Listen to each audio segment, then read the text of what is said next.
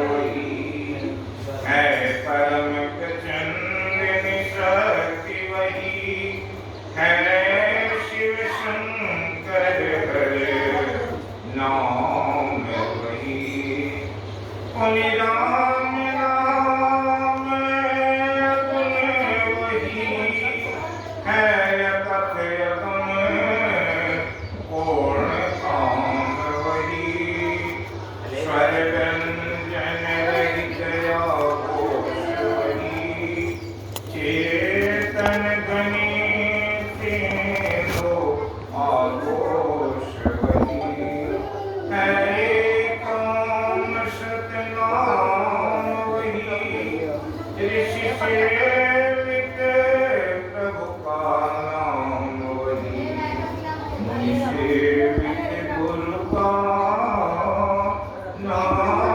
वही भगवान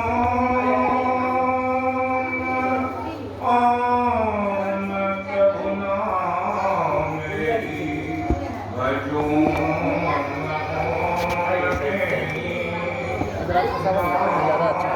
क्वालिटी और दोनों अच्छी बुलंद है वो सब देवास्त्र सारे ऋषिगण और नाग देवता किन्नर गंधर्व यक्ष सभी उपस्थित रहते हैं। कहे इतना ही नहीं, स्वयं भगवान गोपिकाओं के साथ नारद उद्धव आदि पार्षद उनके साथ वहां उपस्थित रहते हैं। क्यों? जिसको जिस ग्रंथ का यहाँ पाठ होने जा रहा है, जिस पर चर्चा होने वाली है, भगवान कहे वही तो मेरा उत्तम गृह है। मैं गीता च उत्तम गृहम, भगवान कहे मेरा घर ही गीता है। और उसके बाद क्या है, ये गीता भगवान कृष्ण के मुखारविंद से दी है, स्वयं अपने मुख से गीता को सुनाए हैं भगवान।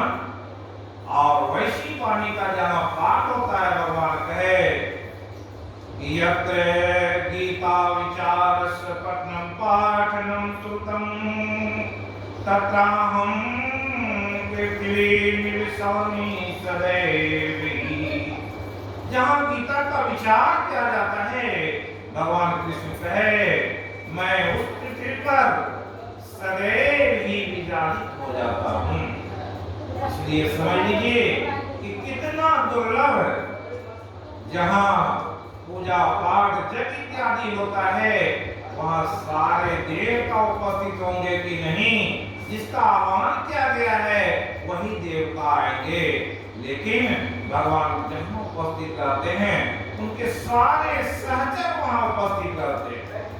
और ऐसे जगह पर आप सुन रहे हैं, आप सभी सुने होंगे कि भगवान कृष्ण अर्जुन को अपना विष्णु रूप का दर्शन कराया। वो विष्णु रूप का दर्शन भगवान किस तरह से करवाए, उस पर यहाँ पर आज चर्चा होगी। इसलिए बड़ी आवश्यकता है कि आप जीवन में बहुत सारे सत्संग सुने होंगे, लेकिन भगवान के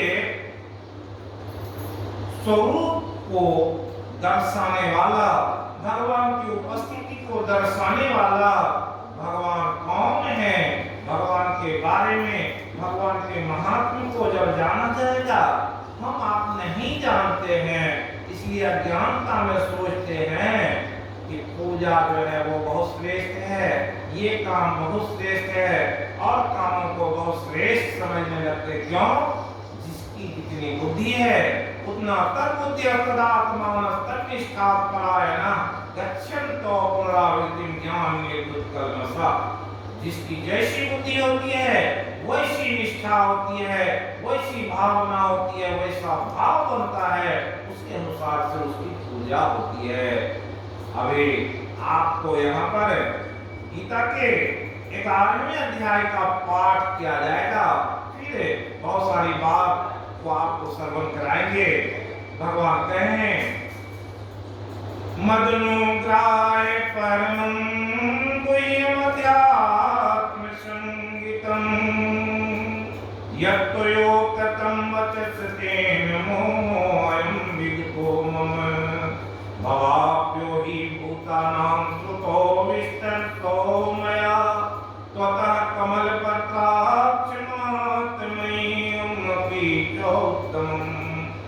एवं यथात्वात्मानं पुरुषोत्तम द्रष्टुमिच्छामि ते रूपम् ऐश्वर्यं पुरुषोत्तम मन्यसे यदि तत्सत्यं मया द्रष्टुमिति प्रभो योगेश्वर ततो मे त्वं दर्शयात्मानमोऽव्ययम्। भगवान जब कुरुक्षेत्र के मैदान में अर्जुन को लेकर पहुंचे, आप सभी जानते हैं जो महाभारत का युद्ध हुआ था उसमें भगवान क्या किए थे, अर्जुन के सारथी बने थे, उस रथ को चला रहे थे और अर्जुन युद्ध करने के लिए था। लेकिन जब वहां लड़ाई के मैदान में पहुंचे तो उन्होंने कहा कि पार्थ आप इस रथ को ले आकर के हमें किन किन लोगों से युद्ध करना है वैसे स्थान पर ले आकर के स्थापय में युद्धावत एतान निरीक्षे हम यावत एतान निरीक्षे हम योद्ध कामान, कि कौन सारे लोगों से हमें युद्ध करना है। तो वहां क्या देखे, वहां देखे कि उनके सारे पितर देव जो लोग हैं उनके सारे परिवार के ससुरा मातुला भ्रातृ पुत्रान तथैव जो सारे को देखने के बाद बंधु अवस्थिता सारे बंधुओं को जब देखे उनको मोह दर्शित हो गया। क्या मोह दर्शित हो गया कि और बोले ये अर्जुन बोले ये केशव नो च राज्यं सुखानि, तो कि हम ये राज और सुखानि किम भोक्तव्यम, इसका भोग क्या करेंगे। स्वजनों की ये सारे स्वजन है इसको मार करके वो राज जो हम लेंगे तो कहे ऐसा राज में नहीं चाहिए। इसी पर भगवान उसे ज्ञान देने की कृपा की। ज्ञान क्या है, एक गीता है जिसमें भगवान उसको सुनाए। जब भगवान सुनाने लगे तो अर्जुन के मन में भाव आया कि हे कृष्ण, आप कहते हैं कि हम ही जगत के सबसे श्रेष्ठ हैं, पिता हमस जगत माता धाता पितामह वैद्यम पवित्रों का दीक्षाम यजुरेव। जब आप कहते हैं कि हम ही जगत के पिता हैं, हम ही करता धरता सब कुछ के उत्थान पतन का कारण मैं ही हूँ, इसलिए आप अगर वैसे परमेश्वर हैं तो अपना वो रूप दिखाइए, वो योगेश्वर कृष्ण का जो रूप है वो हमें दिखाइए। उसी पर भगवान कहने की कृपा किए। आप सभी जानते हैं ये जगत को देख रहे हैं, ये जगत क्या है, कहा अगुने निर्गुण ब्रह्म द्वै स्वरूपा अकथ्य अगाध अनादि अनूपा। ये जो संसार को देख रहे हैं ये ब्रह्म परमात्मा जिसको कहते हैं ईश्वर कहते हैं, उसका दो रूप है, एक है सगुण रूप, दूसरा निर्गुण रूप। सगुण रूप क्या है और निर्गुण रूप क्या है, तो भगवान के सगुण रूप को जानने के लिए अर्जुन ने जिज्ञासा किया था। आप तो ऐसे देखने में साधारण मानव जैसे लगते हैं, हमारे रथ को चला रहे हैं। और कृष्ण कौन था, अर्जुन का मित्र भी था और अर्जुन का गुरु भी था, इसलिए उन्होंने कहने की कृपा की कि हमें वो रूप दिखाइए। यदि तत्सत्यम मया द्रष्टुमिति प्रभो, अगर वो दिखाने लायक रूप आपका है तो आप हमें दिखाइए। तो भगवान से कहने लगे, क्या कहने लगे, अर्जुन जब खाता वहां युद्ध के मैदान में रथ पर तो भगवान उसे दिखाने लगे। कहा पश्चिमे पार्थ रूपाणि शतसोऽथ सहस्रशः नाना विधानि दिव्यानि नाना वर्णाकृतीनि च पश्यादित्यान् वसुन् रुद्रान् अश्विनो मरुतस्तथा अहमिदृष्टपूर्वाणि पश्याश्चर्याणि भारत।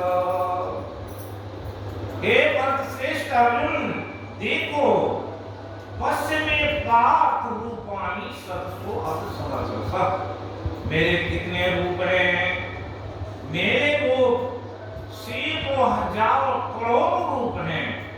कैसे रूप जो अस्तु जगत में देख रहे हैं। जब अर्जुन ने पूछा था ये भगवान आप रहते कहाँ हैं, तो भगवान कहने की कृपा किए थे, अहमात्मा पुराकेश सर्वभूताश्रय स्थित अहमादिष्ट मध्यम च भूतानां अंतिम च।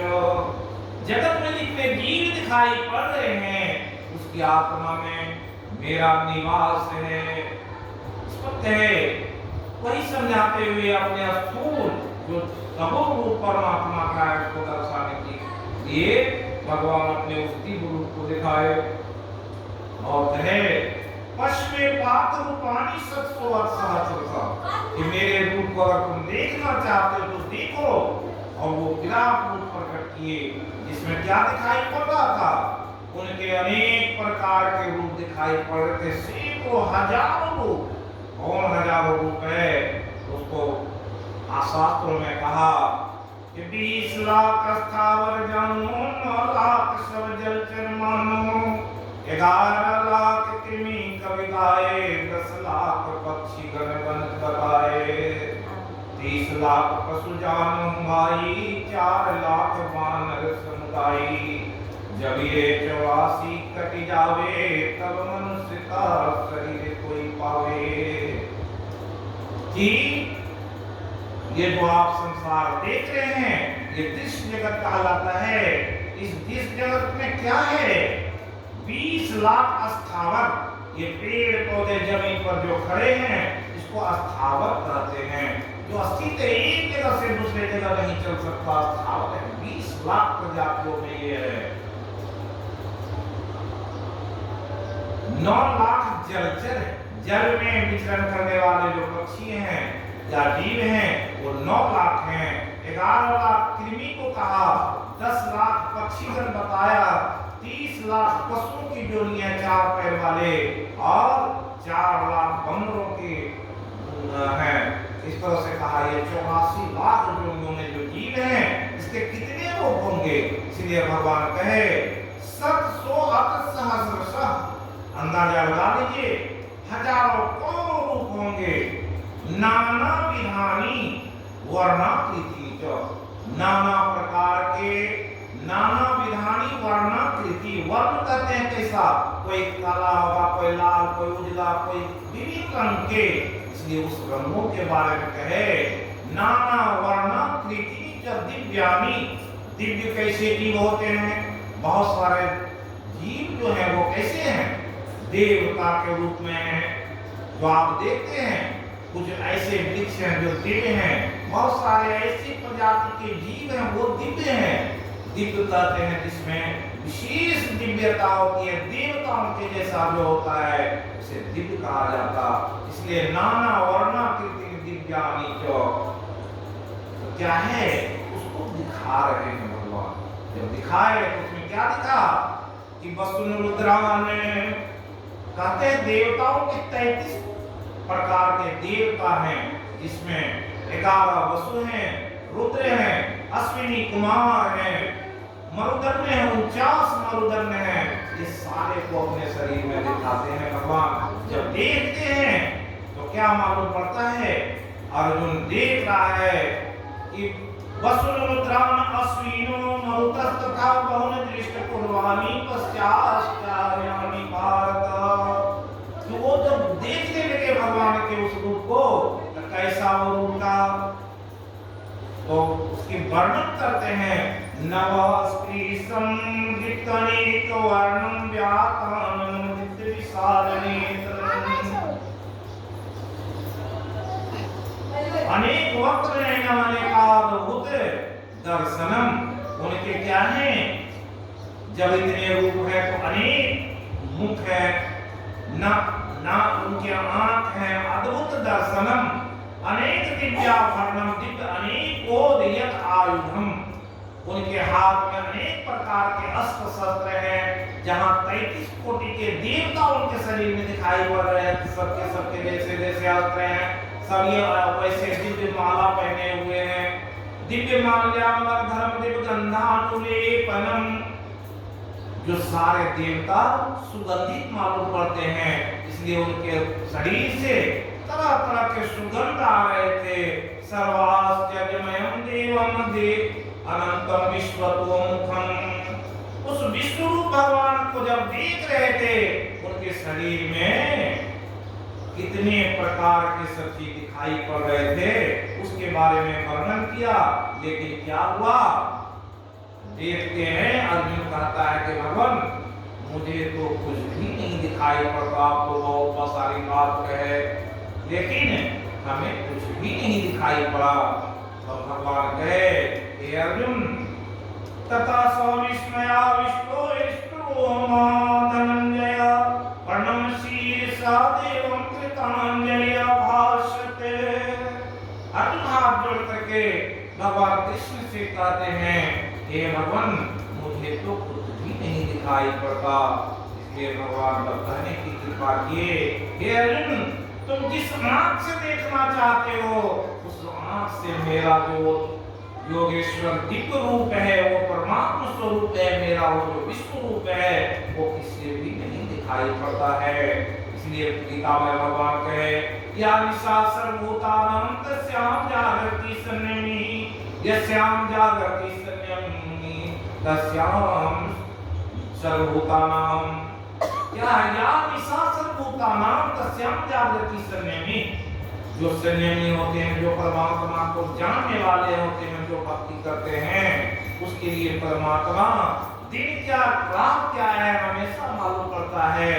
जो अज्ञानी है, परमात्मा को नहीं जानते, उसके लिए परमात्मा कैसे हैं, जैसे रात में किसी भी जीव को कुछ भी दिखाई नहीं पड़ता है, ठीक वैसे ही जन साधारण 84 लाख जो में जितने जीव है, उसको परमात्मा नहीं दिखाई पड़ता है। इसलिए भगवान कहे, दिव्यं ददामि ते चक्षु पश्मे योग में ईश्वरम। जब तक वो दिव्य चक्षु नहीं मिलेगा, तब तक तुम हमें उस रूप को नहीं देख सकते हो। तो भगवान उससे क्या किए, तब वो दिव्य चक्षु प्रदान किए। वो दिव्य चक्षु महाभारत के समय में किसे किसे प्रदान किया गया। जब धृतराष्ट्र देखना चाहता था कि महाभारत का युद्ध किस तरह से हुआ या होगा, उसे बड़ी जिज्ञासा थी।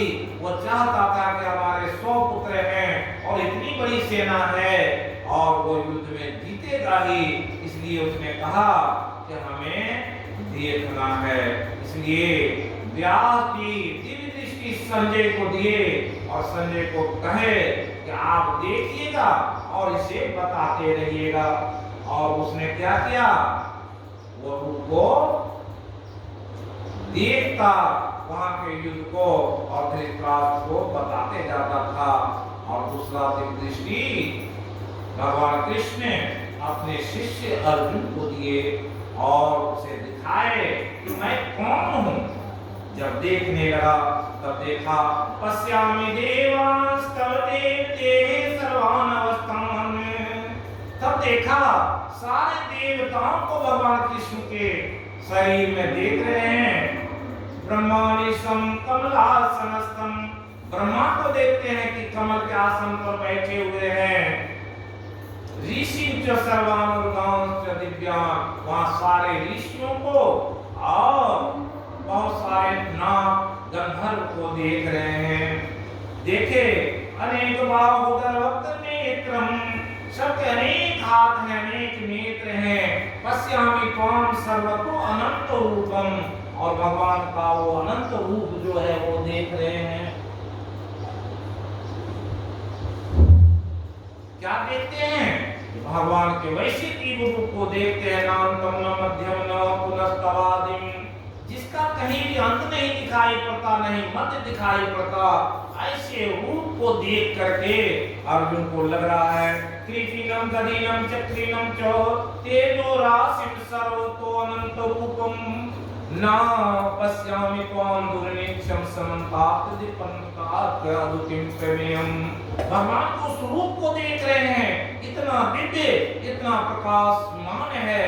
दिव्य सहस्रस्य भवेत युगपद उत्थिता, जैसे अगर इस 100 हजारों सूर्य उग जाए और उसकी रोशनी कितनी होगी, वैसा जो दिव्य रूप भगवान का दिखाई पड़ रहा है। तो अक्षरम परमम दिव्यम वेदितव्यं तुमस्य विश्वस्य परम निधानं तुमो वे शास्त्र धर्म भोक्ता सनातनम पुरुषो मतो में। उसको दिखा रहे हैं कि आप ही परमात्मा है, आप ही अक्षर ब्रह्म है। अनादि मध्यांतम अनंत वेगम अनंत भाव शशि सूर्य नेत्रम। उनके देख रहे हैं शशि और सूर्य के जैसा उनका नेत्र है, उनकी विशाल भुजाएं हैं और उसको देखकर स्वतेज सा विश्व इदम तपंतम। और ऐसे जो दिव्य रूप को देख करके अर्जुन कहते हैं कि आप कैसे रूप को समझा विश्व देख रहा है और सब जगह जो है देख रहे हैं कि आपके प्रकाश में सारा दीप्यमान है। देवा पृथ्व्यो इदमंतरम हि व्याप्तम त्वएकेन दिशश्च सर्वा। तब अर्जुन देखा उनके रूप को कि पृथ्वी से लेकर आकाश तक फैला हुआ है।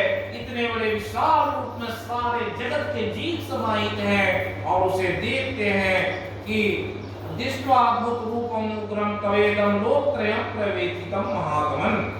और देख रहे हैं कि जितने अमीहि त्वम सुर संघा विशंति, जो विश्व रूप जब जहां होता है वहां सारे देवता देते हैं उसकी स्तुति कर रहे हैं। के किलविका प्राण जनियो गिरंति स्वस्ति तुका महर्षि सिद्ध संगा स्तुवंति त्वम स्तुति भी पुष्कला भी। सारे देवता ऋषि वहां क्या कर रहे हैं, उनकी स्तुति में लगे हुए हैं। रुद्र आदित्य वसु एच साध्या विश्वस्मिनो ऋतश्चौस्मिपाश्च गंधर्वे अक्षसुर सिद्ध संघा विचन्ते त्वां विस्मितास्ते सर्वे। 11 रुद्र 12 आदित्य 8 वसु 7 गण विश्वदेव। ये जो दिशाएं हैं 10 दिशाओं में 10 देवता होते हैं। अश्विनी कुमार 2 है, मरुदग्न 49 मरुदग्न हैं। पीतरों के सारे समुदाय दिखाई पड़ रहे हैं। गंधर्व यक्ष राक्षस और सिद्धों के समुदाय ये सब मिलकर के भगवान के रूप में देखते हैं। रूपम महते बहुवक्त्र नेत्रम महाबाहो बहुबाहु पादम। ऐसे रूप को देख करके तब क्या होता है, अर्जुन को जो है दृष्टा कालानि चौथे मुखानी दृष्टे कला नल सन्निभानी।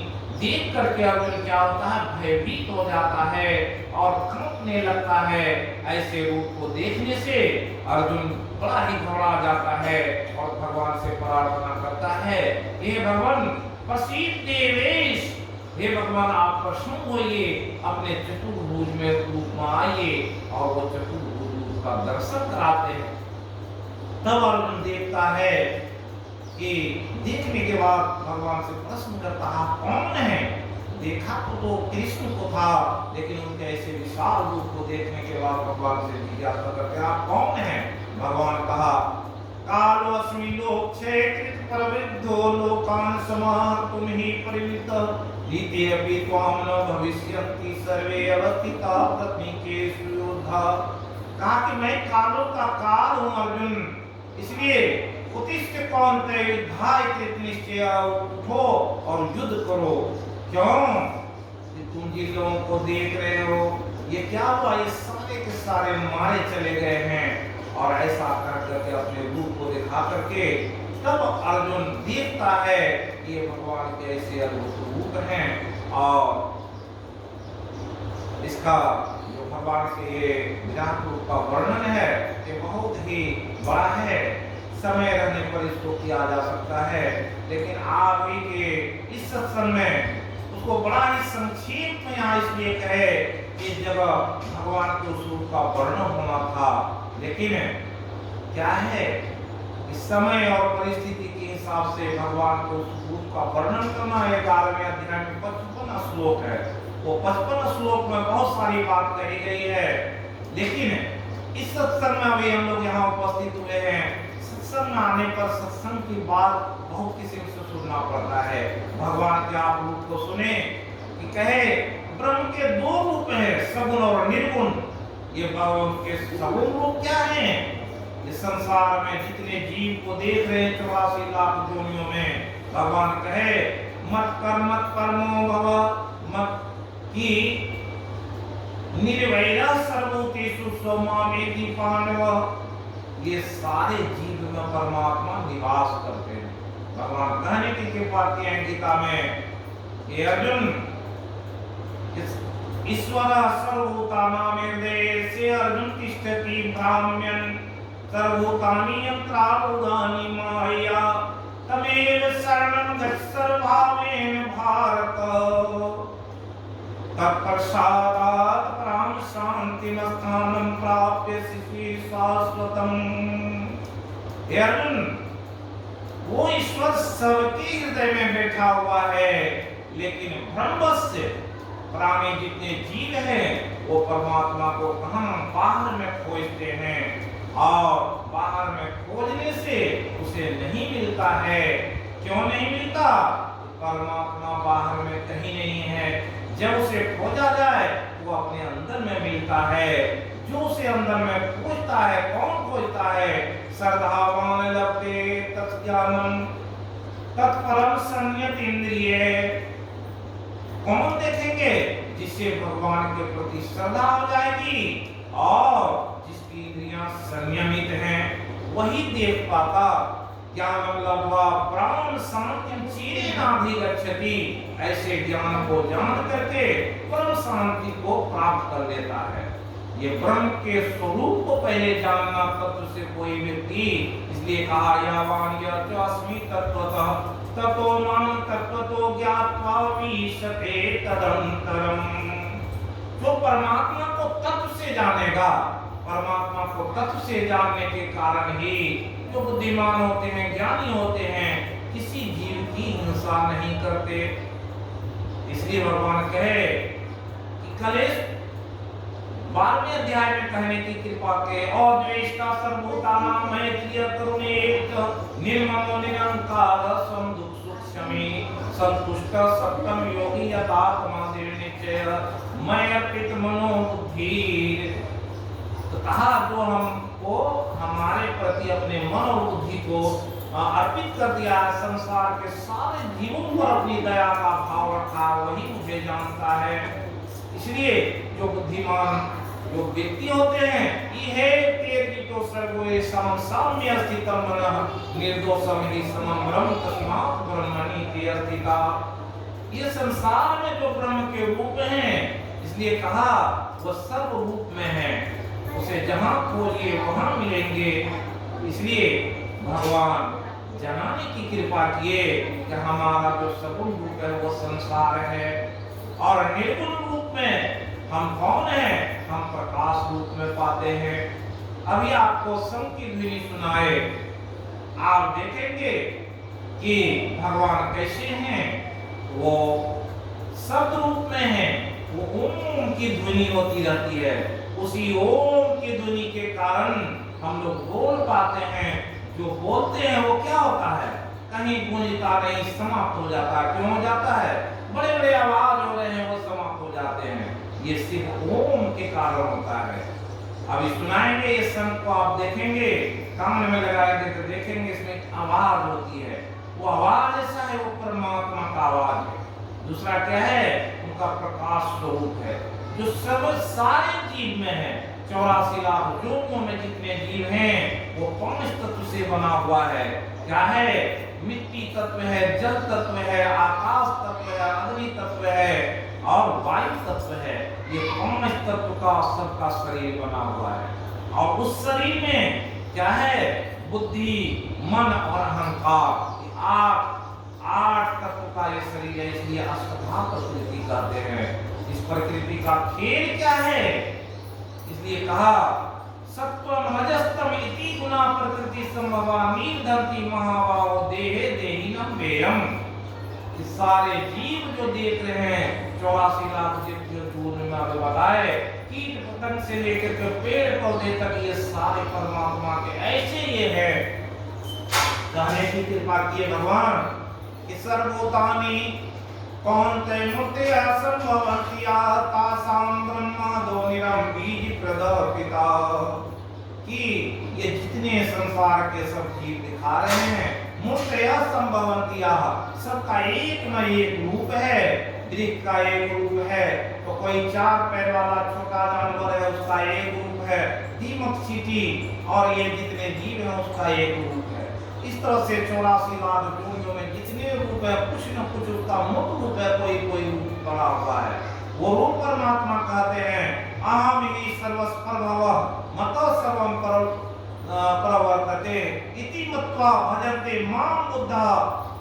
इसलिए जो बुद्धिमान होते हैं, जो ज्ञानी होते हैं, वो परमात्मा का भजन करते हैं, परमात्मा को जो जानते हैं उसी को परमात्मा पर विश्वास होता है, परमात्मा के प्रति लगन हो जाती है, परमात्मा की भक्ति करने की चेष्टा होती है।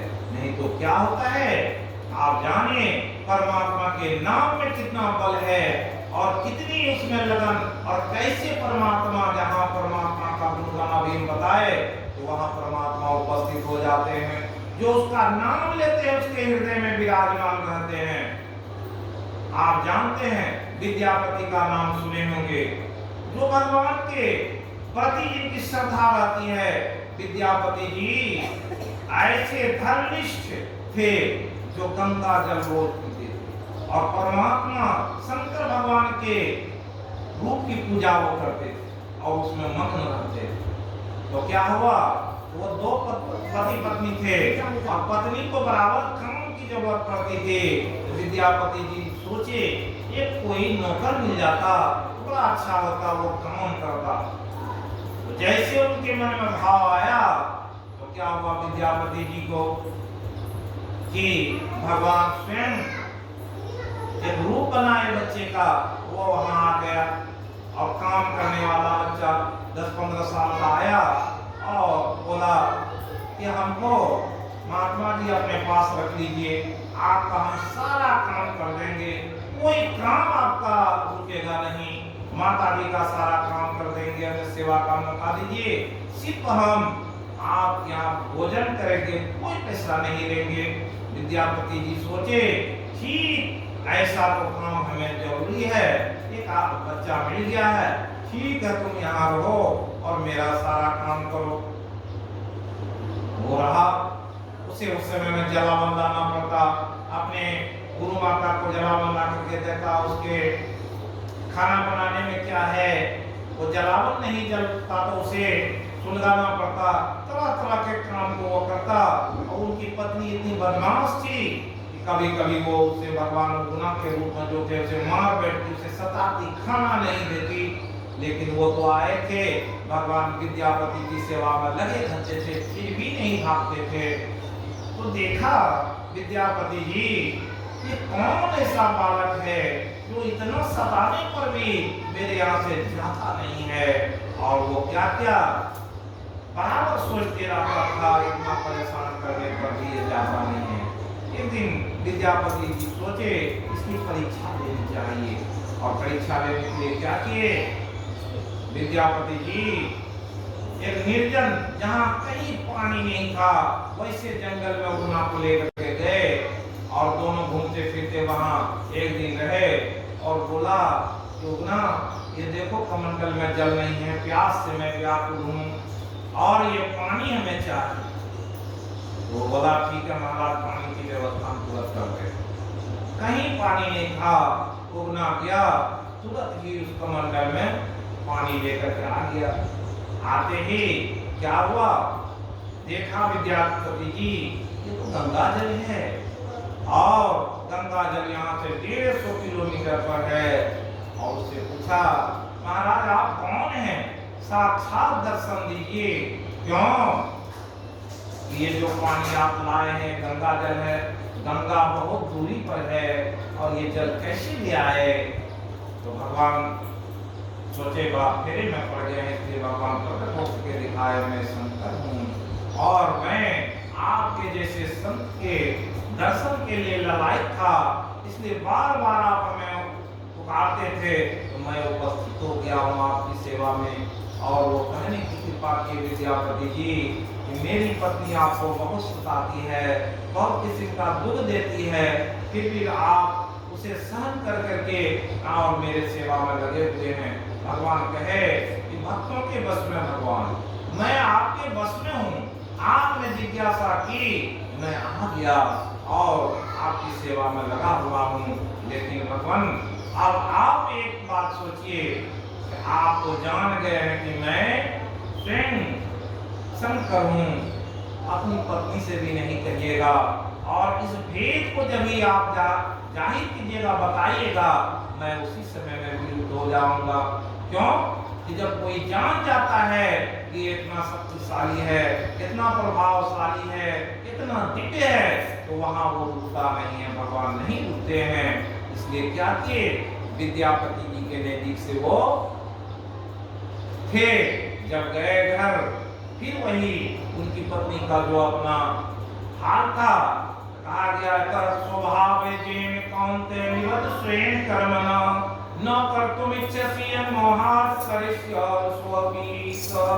सबका एक प्रवृत्ति होता है, आप सभी लोग हैं, जिसकी जैसी प्रवृत्ति होगी, कोई झगड़ालू प्रवृत्ति का आदमी है, बार बार भी वो संयम में रहना चाहेगा, लेकिन क्या है, उसके मुंह से अनायास ही गाली निकल जाएगा, अनायास ही झगड़ा करने की बात निकल जाएगी, मन में तरह तरह का पूरण होगा, कितना भी बर्दाश्त करके रखा जाए नहीं होता है।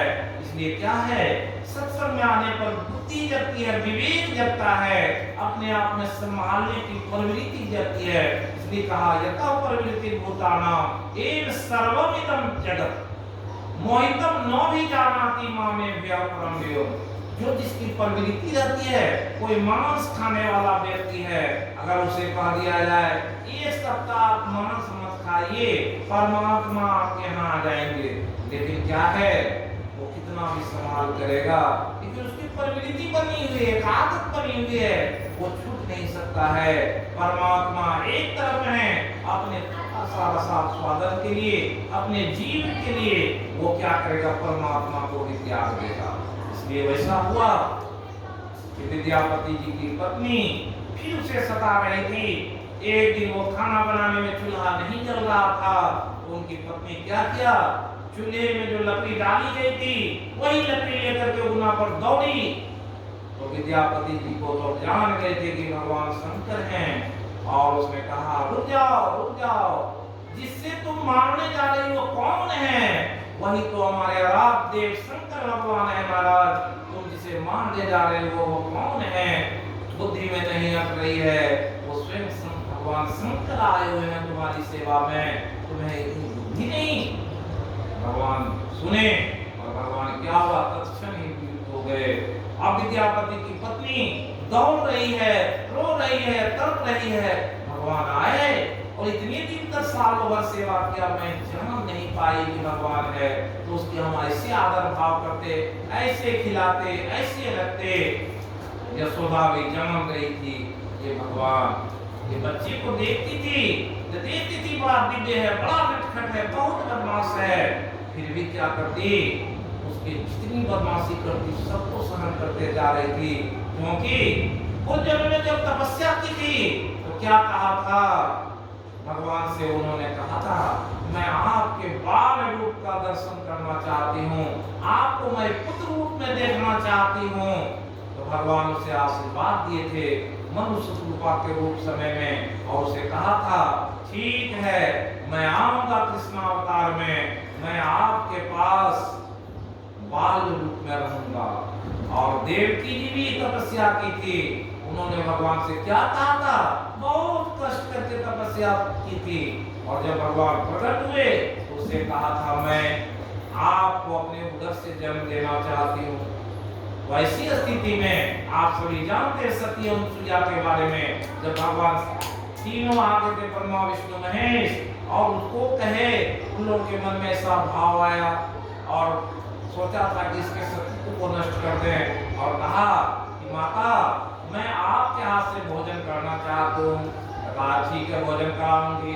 कहा कि लेकिन हम लोग चाहते हैं कि आप नग्न होकर के हमें भोजन कराइए। तो अनुसुईया जी सोची कि ये लोग कैसे पाखंडी हैं, फिर भी उसे में सतीत्व का बल था, उन्होंने कहा ठीक है ऐसा ही होगा। और उन्होंने क्या किया, अपने तप के बल से ब्रह्मा विष्णु महेश को क्या किए, बच्चा बना दिया, दूध पीने वाला बच्चा बना दिया, और उसे पलने में झुला रही थी। उसी समय में उसके मन में भाव आया, ये तो बच्चा बना दिए, अगर ये हमारे उधर से जन्म लेते तो कितना अच्छा होता। जब भगवान उनकी परीक्षा में सफल हो गए थे तो उसे भी आशीर्वाद दिया था कि मैं आपके उधर से जन्म लूंगा। इसलिए भगवान क्या होते हैं, भक्तों के बस को हो जाते हैं।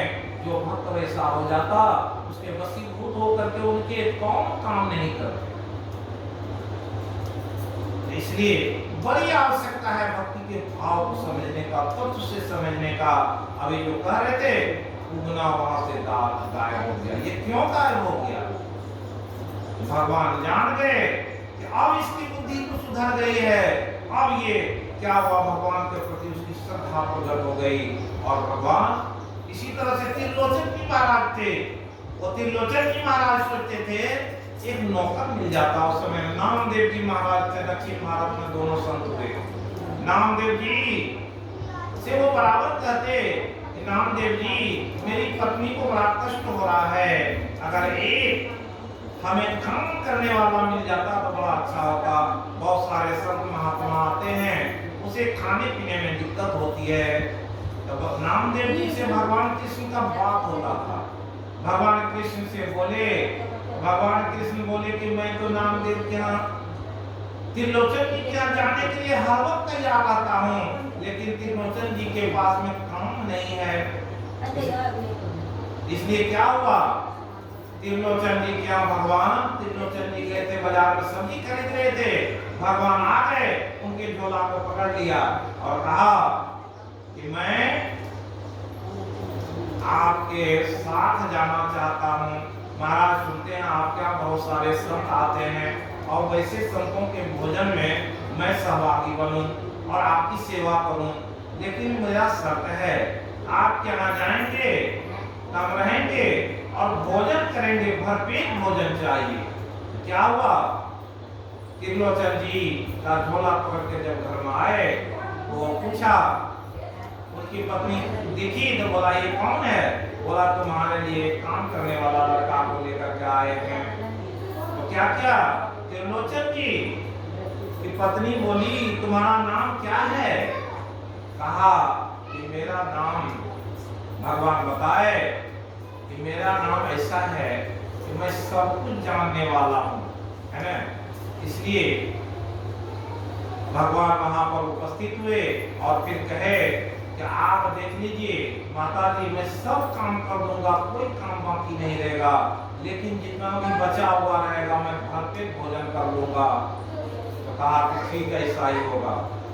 जब भगवान आए उसकी सेवा में लग गए और सेवा में लगे, सारे काम को कर देते थे, कोई काम नहीं बचता था। और क्या होता तो जो बचा कुचा रहता था सबको खा लेते थे। इस तरह से भगवान के इस रूप को देखने पर उसे बड़ा ये लगा कि भगवान ये कौन है, ऐसा लड़का।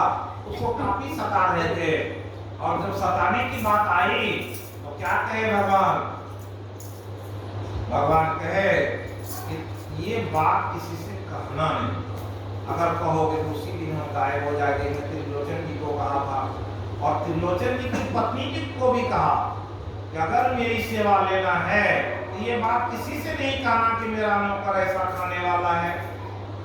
और कोई दिन रहे तो उनकी पत्नी पड़ोस में घूमने गई तो बोली कि कहाँ आप रहते हैं, आजकल नहीं आते हैं। बोला कि देखिए एक नौकर हमारे महाराज लाए हैं, वो नौकर इतना चुस्त चालाक है कि सारे काम को कर देता है, कोई काम बाकी नहीं रहता। तरह तरह के व्यंजन बनाते हैं और फिर क्या होता है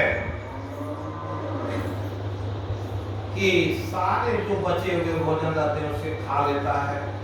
और यही अभी हमें बड़ा परेशान कर रहा है कि खाने भी नहीं देता है वो। ये बात बोल करके वहां से जैसे आती है तो देखते हैं कि वो नौकर गायब है। और त्रिलोचन जी के पास में गई, बोला कि वो नौकर कहाँ गया?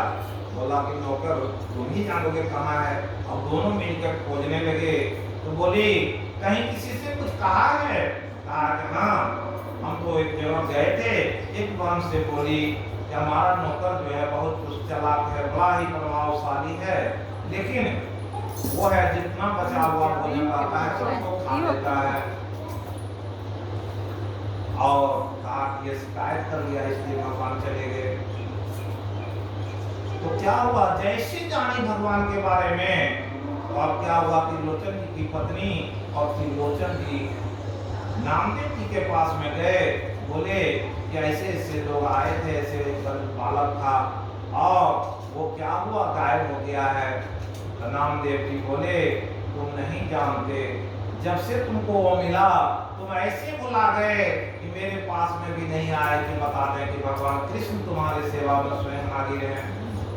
तो इस तरह से वो लोग व्याकुल हो गए, उसके लिए रोने तड़पने लगे कि भगवान अब मिलेंगे कहाँ। तो भगवान कहे मैं तो सबका दास हूँ, मेरा दास बहुत कम लोग बन पाता है। क्यों नहीं बनता, अज्ञान का विकार।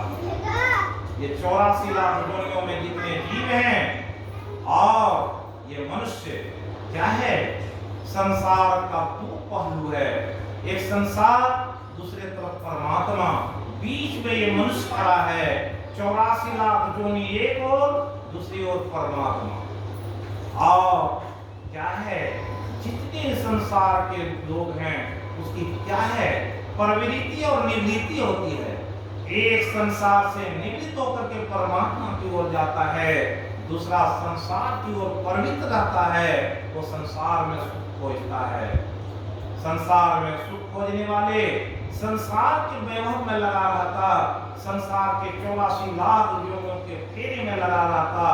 तो यहाँ क्या है, यहाँ जो संसार की ओर लगा रहता, संसार में वो क्या है, सात्विक राजस और तामस तीन प्रवृत्तियों के लोग होते हैं। और तीनों प्रवृत्तियों का क्या यह स्थिति होता है कि जो सात्विक स्थिति में रहते हैं, सत्वात् निर्मलत्वात् प्रकाश कमनामयम् सुख संगेन बध्नाति ज्ञान संगेन चानंद। सात्विक स्थिति में रहने वाले लोगों में ज्ञान भी होता है और परमात्मा के प्रति उसका स्नेह भी होता है। वायस्पसी सततात्मा विद्यात्मनि यत् सुखम स्व ब्रह्म योगयुक्तात्मा सुखम चयन स्मृते।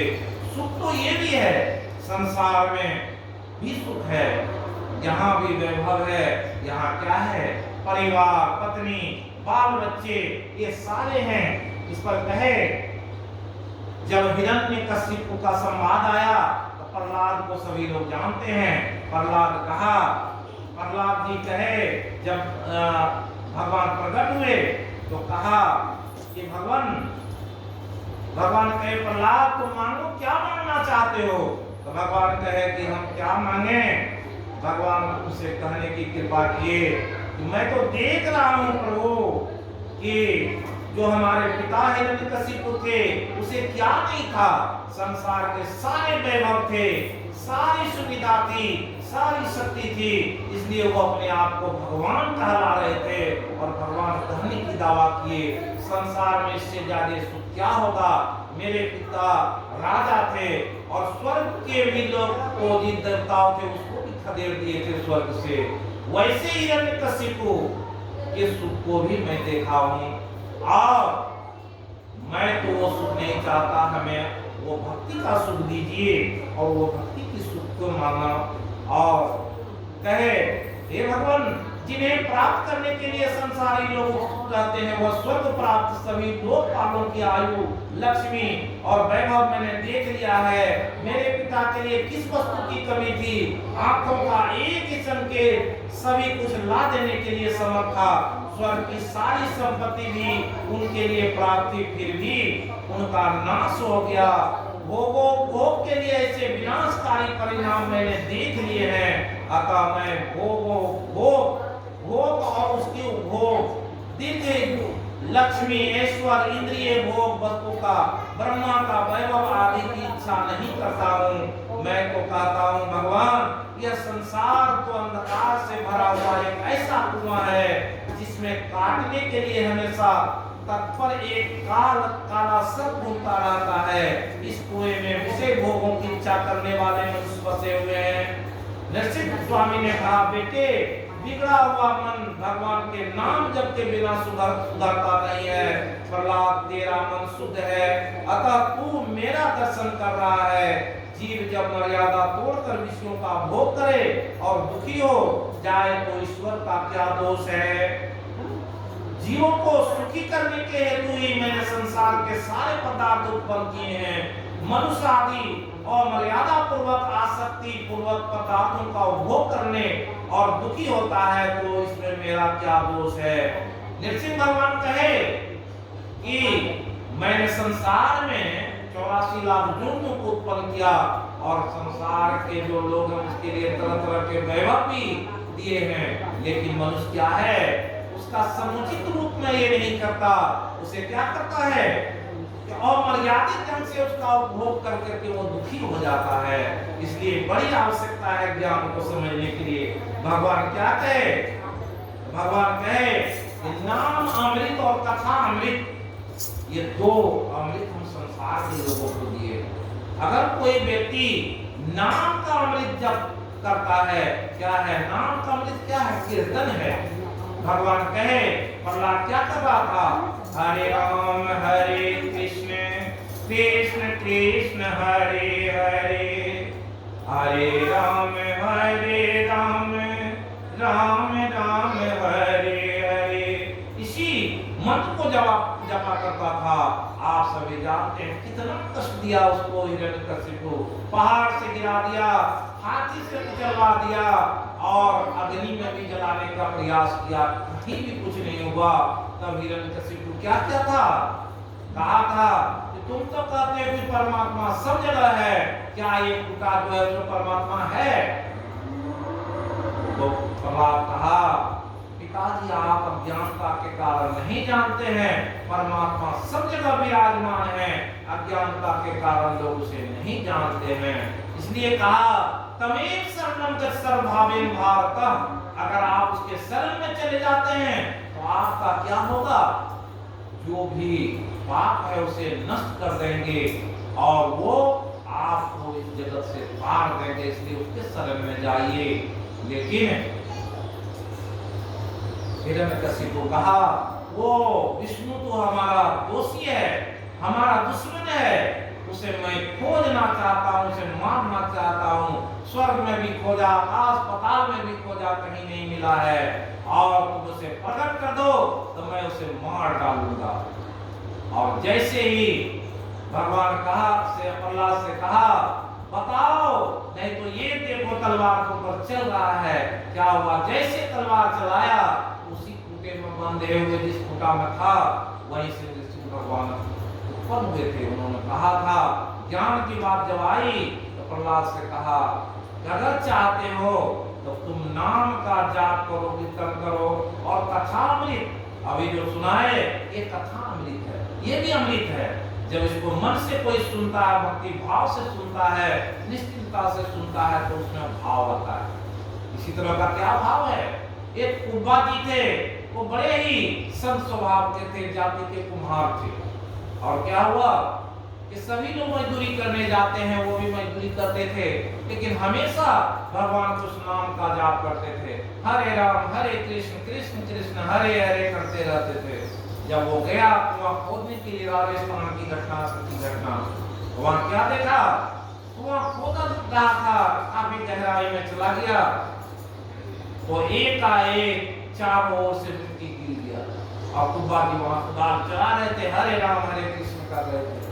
उसी क्रम में वो मिट्टी से तोपाने पर जो भी उसके साथ में लेबर काम कर रहे थे, जितने और कुम्हार, वो सारे भाग गए क्योंकि उतना मिट्टी हटाना मुश्किल था और कुब्बा जी मर गए। ऐसा वो लोग समझ कर अपने अपने घर में चले गए, अपने अपने काम में लग गए। कुब्बा जी का कोई नहीं था, उसकी पत्नी नहीं थी, अकेले रहते थे और अकेले विचरण करते रहते थे, काम करके रोज अपना भोजन करते थे। तो कुब्बा जी क्या किए, वो अपना कीर्तन में लगे हुए हैं। भगवान क्या किए, वहां एक गोलाकार बना दिया और उसमें कुब्बा जी अपना हरे राम राम राम हरे हरे, हरे कृष्ण कृष्ण कृष्ण हरे हरे।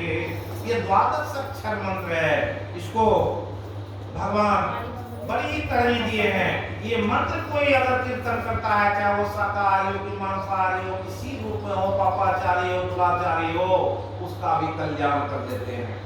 वो कुब्बा जी जब वहां पड़े हुए थे, भगवान तुरंत वहां ऐसा जगह बना दिए जिसमें कुब्बा जी पड़े हुए हैं, मिट्टी ऊपर से गिरा हुआ है, वो कीर्तन में लगे हुए। 7 दिन गुजर गया और कुब्बा जी का कीर्तन चल रहा है, ना भूख है ना प्यास है। क्या हुआ कि कुछ लोग उधर से जा रहे थे, देखे कीर्तन की आवाज आ रही है इससे अंदर से, तो क्या सारे लोग गांव में कहे इससे आवाज आ रहा है कुआं से कीर्तन का। तो जो कुम्हार सब उसमें काम करने आया था, उसमें एक आदमी आया, बोला कि हाँ इसमें कुब्बा जी तो दबा गए हैं। सारे गांव के लोग आए, मिट्टी हटाए, तो देखे कि कुब्बा जी कीर्तन कर रहे हैं। उसको निकाला गया, तो उससे पूछा गया भूख लगी? बोला भूख कैसे लगेंगे, हमारे साथ तो परमात्मा थे और हमें भूख कैसे लगेगा। इसलिए जो उस अमृत के पान को कर लिया है, संसार के किसी वैभव में वो नहीं फंस सकता है। दूसरे तरफ परमात्मा है, परमात्मा की तरफ कौन जाता? गीता में कहे मनुष्यानाम सहस्रेषु कश्चिदति सिद्धे यततामपि सिद्धानाम कश्चित् मां वेति तत्वतः। मनुष्यों में हजारों मनुष्य है, भक्ति करने के लिए चलते हैं, लेकिन भगवान को तत्व से कौन जानते हैं? बहुत कम लोग जानना चाहते हैं। और रामचरितमानस में भी ऐसा ही संवाद आया। भगवान शिव और पार्वती का है। भगवान शिव काकभूषुंडी जी से कथा सुनने के लिए जाते थे, कथा में अमृत बरसता है। भगवान शिव कौवे का वेश धर करके काकभूषुंडी के पास, काकभूषुंडी और गरुड़ जी का सत्संग चल रहा था। सत्संग में जरूरी नहीं है कि 5 आदमी आवे, एक आदमी अगर सुनने वाला हो, एक आदमी कहने वाला हो, तो वहां बता दिए कितने उपस्थित रहते हैं कि जो बताए कि भगवान कहे स्वयं मैं वहां उपस्थित रहता हूँ। नारद उद्धव पार्षदे सहायो जायते यत्र गीता प्रवर्तते। जहाँ सत्संग होता है क्या कहे, वैसे जगह पर सब देवास्त्र ऋषियों स्वपनगास्त्र सर्वे, कि वहां सारे ऋषि देवता सर्वाणी तीर्थानी प्रयागराजिनी तत्कावै, सारे तीर्थ वहां उपस्थित हो जाते हैं। इसलिए रामचरितमानस में लिखा गया मुद मंगलमय संत समाजो जो जग जंगम तीर्थ राजो। वहां तीर्थराज प्रयाग उपस्थित रहते हैं, वहां सारे तीर्थ विराजमान हो जाते हैं। इसलिए उस सत्संग में कहा कुब्बा जी के साथ वो हो रहा था, कुब्बा जी आनंद में थे। इसलिए परमात्मा से जिससे भेंट हो जाती है, वो जो आनंद होता है उसका नाम है सुखमात्यंति कमयत तदवति ग्राहति इंद्रियम। वो इंद्रियों से उस सुख का अनुमान नहीं लगाया जा सकता, वो सुख की अनुभूति नहीं होती है। इसलिए बड़ी आवश्यकता है संसार में जो है उसे संसार का वो जो वैभव मिलता है, सुख मिलता है, जिसको जो चीज भगवान देना चाहते हैं उसे अपने ओर से दे देते हैं। समय तो उसे मिल जाता है। कैसा मिलता? अभी आप संसार में देखते हैं बहुत सारे आदमी बहुत धनवान रहते हैं, लेकिन क्या होता, वो गरीब हो जाता। और कोई धनवान नहीं है, वो धनवान धीरे धीरे क्या हो जाता, अमीर हो जाता। भगवान कहे या ब्रह्म भुवनाथ लोका पुनरावर्तिनो अर्जुन मामुपे तुत कौन्ते पुनर्जन्म न विद्यते। ये अर्जुन, ये लोग क्या ब्रह्म लोक तक जो है ना वो बदलते रहता है। सबकी आयु है, अपने आयु के हिसाब से सारी वस्तु बदलती रहती है, धन वैभव सब बदलते रहते हैं, सबकी विद्या बुद्धि और उसके सारे कार्यक्रम बदलते रहते हैं। संसार में जिसको जो पाना है उसे कोई नहीं रोक सकता। लेकिन क्या है, न कर्तृत्व न कर्माणि लोकस्य सिद्ध्यते प्रभो न कर्म फल संयोगम स्वभावस्ते प्रवर्तते। कोई कहता कि मैं अपने कर्म से ऐसा किया, हम अपनी बुद्धि से ऐसा किए, लेकिन ऐसा नहीं होता है। भगवान कहते हैं मैं जो करना चाहता हूँ, मैं जिससे जो करवाना चाहता हूँ, वो व्यक्ति सिर्फ निमित्त मात्र है और निमित्त मात्र ही कर्म करता है। जो मैं देना चाहता हूँ उसे दे देता हूँ, जिसका जो लेना चाहता हूँ वह दे देता हूँ।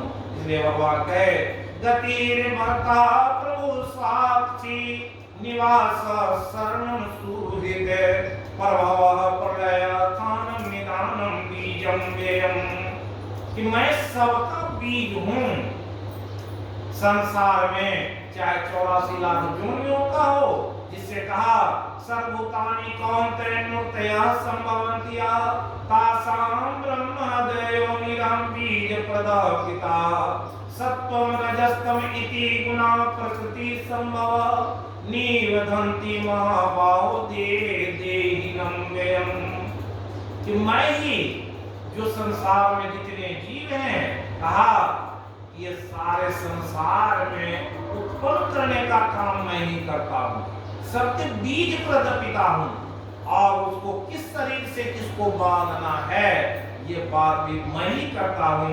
इसलिए कहा कि सर्वभूता प्रकृतियांति मामिकाम कल्पचये पुनस्तानि कल्पादो विसृजाम्यहम्, सर्वभूतानि कौन्तेय, सारे जगत के जीव एक समय अपना शरीर छोड़ता है, फिर उसे शरीर नया मिलता है। शरीरम यद वापनोति यच्चापि उत्कामति स्वचित्वायतानि वायुदं निवास्यात्, शरीर में जैसा जो कर्म किया है उसके अनुसार उसे मैं शरीर देता हूँ। कैसा? सत्वम रजस्तम इति गुणा, इस सात्विक राजस तामस 3 किस्म का गुण बताए हैं, और ऐसे तीनों गुणों के अनुसार शरीर बदलते रहता है। जो सात्विक स्थिति में रहता है बताए उसे सुख मिलता है। रजो रागात्मक वृद्धि तृष्णा समुद्रम कर्मी बदनाति कौन्तेय कर्म संगेन देहिनम, जो राजस प्रवृत्ति में रहता है उसे लोभ की अधिकता होती है, और वो ऐसे कर्म से बंधा रहता, उसे काम से कभी फुर्सत नहीं देते भगवान, ऐसे ऐसे कामों में लगाए रहते, सुबह से लेकर के शाम तक लगाए रहते, भगवान के नाम लेने का भी फुर्सत नहीं रहता।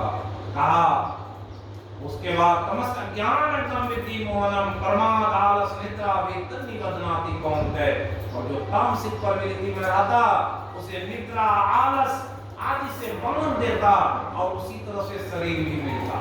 इसलिए कहा यदा सत्वं प्रवृत्ते पर्यव्याप्तिं देवी सदोक्तम विधान लोकानां प्रतिपद्यते, जो सात्विक स्थिति में शरीर छोड़ता उसे स्वर्ग मिलता या पुण्यवानों के घर में जाता।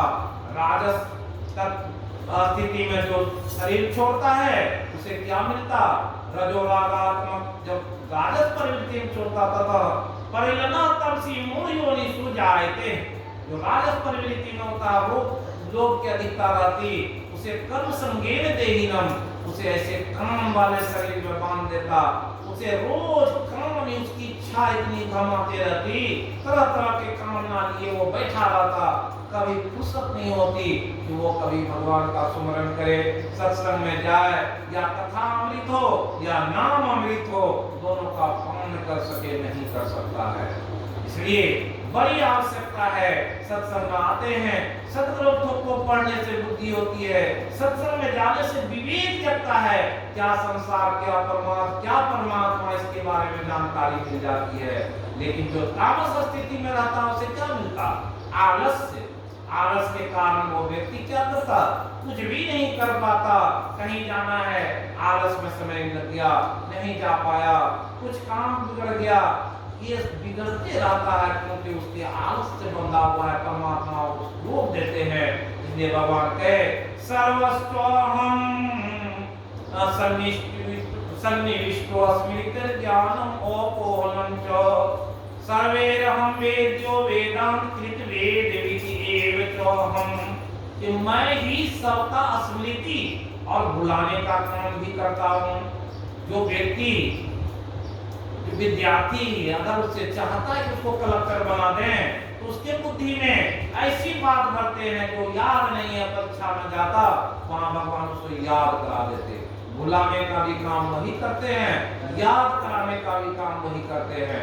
जो जैसा प्रयोजन लेकर के अपने मन में भावना रखा है परमात्मा के प्रति, वैसा उससे सिद्ध करवा देते हैं।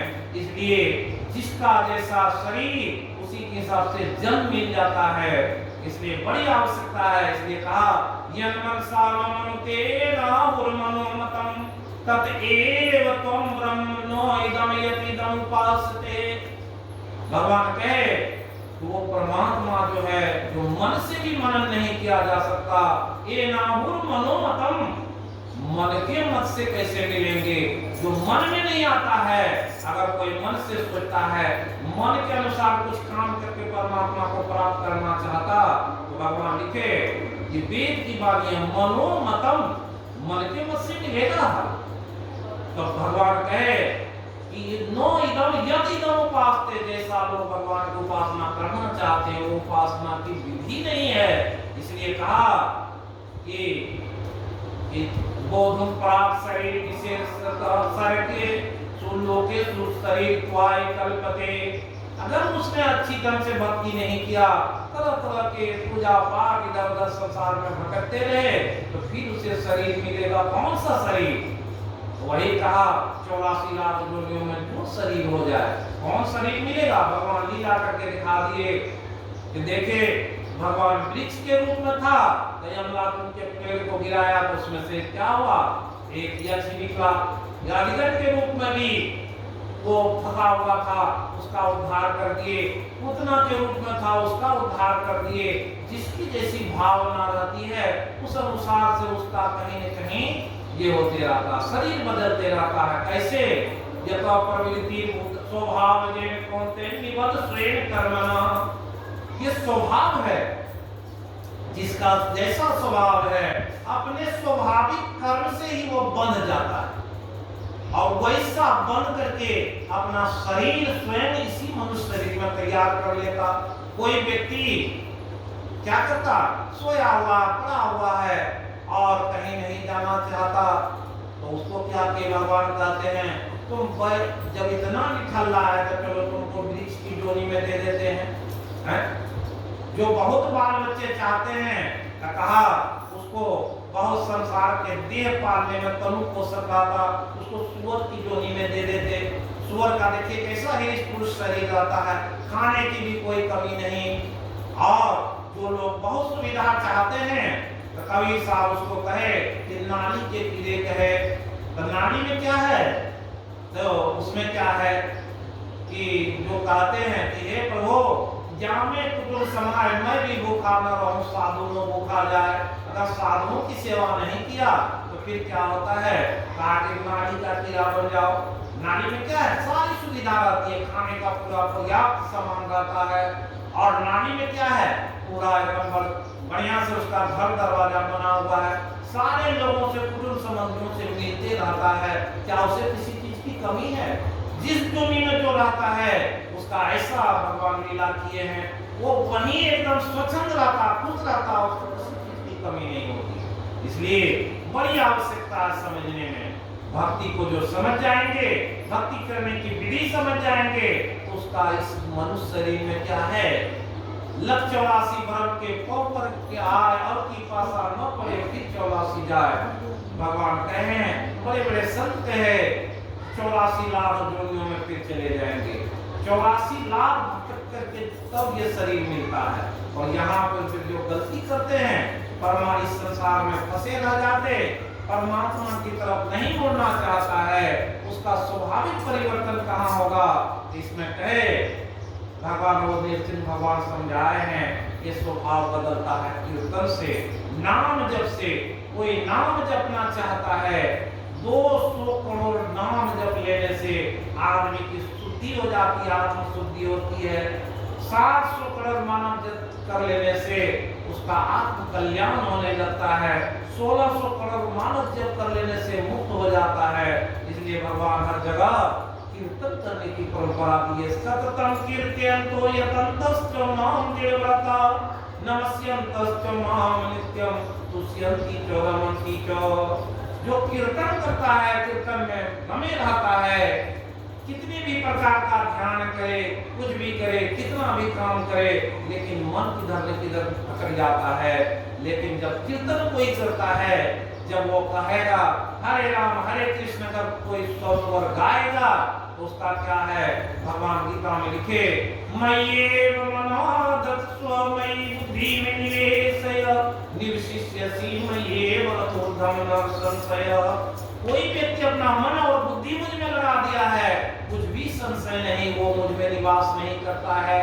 सभी लोग देखेंगे करके ये हरे राम हरे कृष्ण कृष्ण जो है, इसको अगर कीर्तन करेंगे जहाँ रहें, अगर हरे राम राम राम हरे हरे, हरे कृष्ण कृष्ण कृष्ण हरे हरे, इस मंत्र को महामंत्र कहा गया है।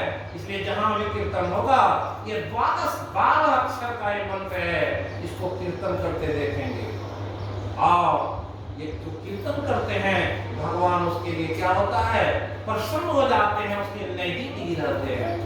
और इसमें कहने के लिए बहुत सारी ऐसे उपाख्यान है, जिसको कहा जाए तो बहुत समय लगने वाला है, क्योंकि कोई भी सत्संग कम से कम 3 घंटे में कहा जाता तो उसका कुछ भाव पूरा होता है। और आप यहाँ उपस्थित हुए हैं और सभी लोग को एक मन में क्या रहती है, घर जाने की, या बहुत सारा देखते हैं कि चिंतन में लोग लगा हुआ है, सत्संग तब सुना जाता है जब निश्चिंत रहता, परमात्मा की ओर जब बुद्धि रहती है तो सुनने में अच्छा लगता है। जब किसी के संसार में उसकी इच्छा उधर भटकते रहती है तो क्या होता है, बड़ा मुश्किल हो जाता है उसी बात को समझने के लिए। इसलिए भगवान का आदेश है, अगर तुम कुछ भी नहीं कर सकते हो तो ऐसा करो, मय्ये मन आदर्शो मयि बुद्धि निवेश्य, मुझ में अपना मन और अपनी बुद्धि लगाने के लिए कुछ भी नहीं जानते हो, कीर्तन को जानते हो, कीर्तन करो। और कीर्तन करने से का सतत युक्ताम भजताम प्रीति पूर्वकम ददामि बुद्धि योगम ते ये नमामोपियांति ते, वो किस तरह से मुझको प्राप्त करेगा, जो कोई सतत युक्त होकर मेरी भक्ति करता है, तुलसीदास में ही रोज जल चढ़ाता है, मैं उससे खुश रहता हूँ और उससे बुद्धि में डाल देता हूँ, वो किस तरह से मुझे प्राप्त करेगा। ज्ञान जल्तम नास्यामि भावस्तो ज्ञान दीपेन भास्वता, उसके अंदर ऐसे ज्ञान का दीप जला देता हूँ कि वो समझ में आ जाता। असल किसी जीव की हिंसा करने के लिए वो सोचता है, उसके मन में मैं भाव प्रकट कर देता हूँ कि तुम्हारी आत्मा उस जीव की आत्मा में क्या फर्क है, सोच के देखो तो तुम और उसमें कुछ भी अंतर नहीं है। और ऐसी बुद्धि किसमें आया, तो नाभादी थे, बड़े संत थे, और वो देखे कि रोटी बना करके रखे थे, सोचा कि इसमें घी लगा करके भगवान को अर्पण करूंगा। भगवान क्या किए, वहां देखा कि देखे ये किस तरह से अर्पण करता है, कुत्ते के वेश में आए, उसके रोटी को लेकर के चल दिए। नाभादी घी लाने के लिए गए थे, तब तक रोटी लेकर भाग रहा था, नाभादी कटोरी लेकर के उसके पीछे दौड़ने लगे, पर वो रुक जाइए, घी लगाने दीजिए तब खाइएगा, तब भोग लगाइएगा। और भगवान क्या हुए, खड़े हो गए और कुत्ते में ही भगवान उसे दिखाई पड़ने लगा, और दूध में रोटी में घी लगाते गए, कुत्ते को खिला रहे थे, लोग देख करके हंस रहा। दूसरी, एक नाथ जी महाराज जा रहे थे रामेश्वर जल चढ़ाने के लिए, 40 आदमी का ग्रुप में था। तो भगवान रामेश्वर क्या किए, सोचे कि देखें एक नाथ जी कितनी बुद्धिमान है, कितना ये है संत है, और जरूर मुझे पहचानेंगे।